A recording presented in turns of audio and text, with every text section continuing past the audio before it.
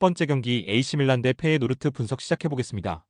밀란은 원정에서 펼쳐진 첫 경기에서 한 골차 패배를 당했다.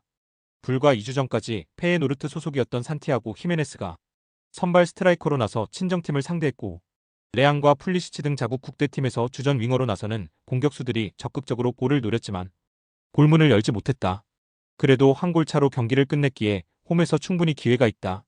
페예노르트는 홈에서 승리했기에 이번 원정 일정에서 무승부만 기록해도 16강으로 갈 수 있다. 때문에 밀란 상대로 원정에서 텐백으로 경기를 운영할 것이다.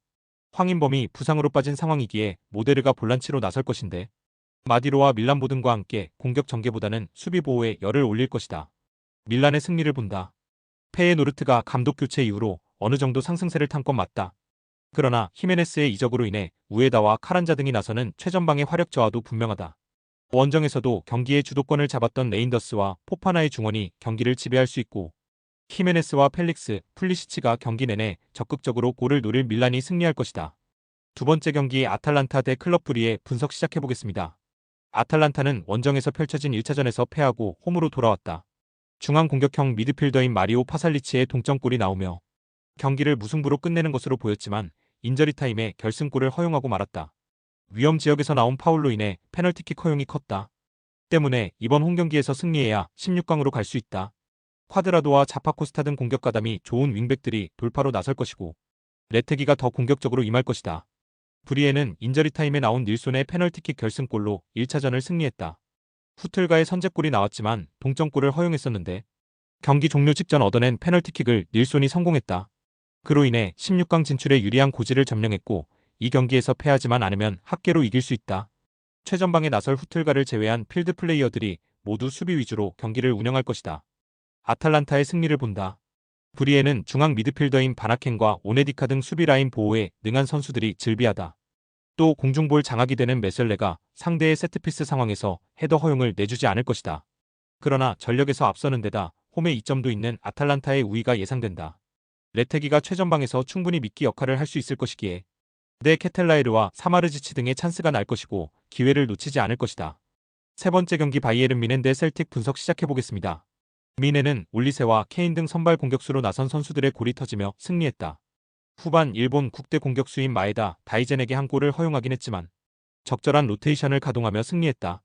분데스리가에서는 라이벌인 레버쿠젠에 앞서며 1위를 질주 중이지만 포칼컵 탈락에 이어 챔스에서도 16강 직행에 실패했는데 컵대회 호성적이 필요했는데 귀중한 원정승을 챙겼다. 셀틱은 스코틀랜드 리그 1위 팀이지만 플레이오프에서 분데스리가 선두이자 강력한 우승 후보인 뮌헨을 만났다. 1차전 상대의 맹공을 두 골로 막아내며 마에다의 추격골이 나왔지만 승리하지 못했고, 이제 원정에서 승리가 필요하다.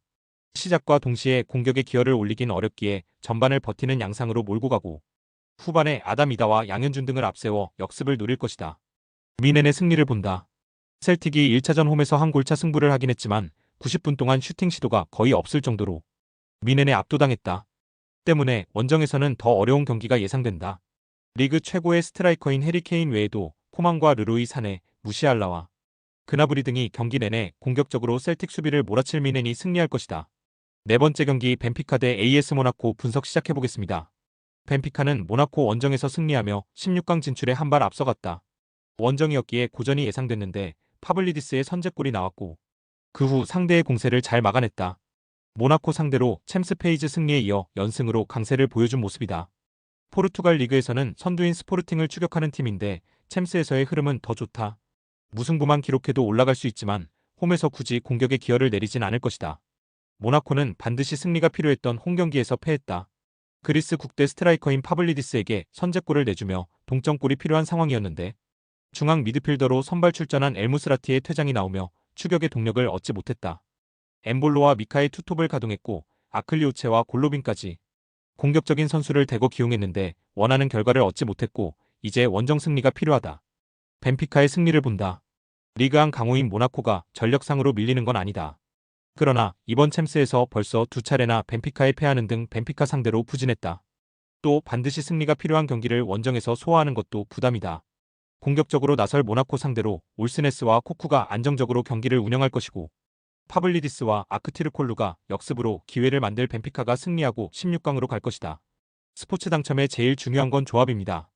각 팀 분석을 잘한다고 하여도 조합을 못할 경우 큰 배당을 가져가지 못하는 거 다들 아실 겁니다. 그리고 유튜브에 조합을 올려드릴 수 있지만 좀 더 자세한 정보들과 배당 흐름 및 각종 이슈 등 경기 전까지 어떻게 될지 모르니 조합을 빠르게 유튜브에 올려드릴 수 없는 점 양해 부탁드립니다. 조합 신청은 아래 고정 댓글 링크로 조합 신청 말 걸어주세요. 금전 요구 및 멤버십 가입 조건 일체 없습니다. 좋은 건 서로 나눠 갑시다.